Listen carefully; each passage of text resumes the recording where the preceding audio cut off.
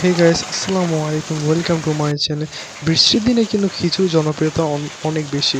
আমি ভাবলাম যে খিচুড়ি না খেয়ে একটু ভিন্ন কিছু খাওয়া যাক, তারপর বুঝলাম যে বট খেতে হবে।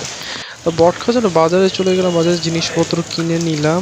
কিনে এসে বাসা এসে বৃষ্টির মধ্যে বাসার চা অস্থির লেভেলে মজা, খেয়ে বুঝাতে পারবো না। তারপর চাটা খেয়ে নিলাম। খেয়ে নেওয়ার পর আম্মু রান্নাটা দেখতে গেলাম, রান্নাটা ভালো হয়েছে, বটটা সিদ্ধ দিতে গেছে, সিদ্ধ দেওয়া পারফেক্ট হয়েছে।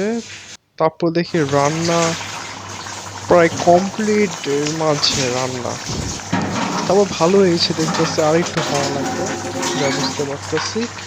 তারপরে আরেকটু হয়ে তারপর বটটা খেতে হবে। এখন বৃষ্টি কিন্তু অনেক জোরে পড়তেছে, অনেক জোরে। রাতের বেলার বৃষ্টির আওয়াজ, আমি ভাবলাম একটু বারান্দায় যাই, তারপর আমি আর আমার বোন একটু বারান্দায় গেলাম।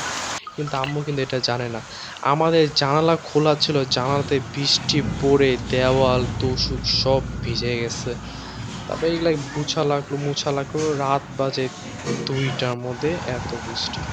যেটা বট হয়ে গেছে। এখন বটটা খেলাম, আসলেই অনেক মজা। এবং বটটা কালারটা অস্থির, ভাবছিলাম পরোটা দিয়ে খাবো কিন্তু হলো না, রুটি দিয়ে খেতে হলো।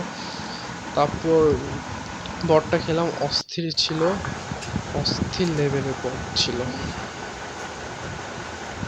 না, খারাপ আসলে। হয় নাই। তারপর আম্মু জিজ্ঞেস করতেছিল কেমন হয়েছে, তারপর আমি বললাম যে অনেক ভালো হয়েছে, ভালোই রান্না করছে। তারপর আম্মু বলছে ও আচ্ছা, ভালো হয়েছে।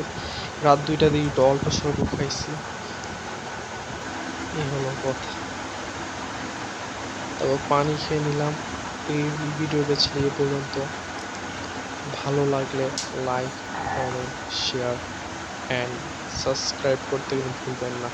Bye bye.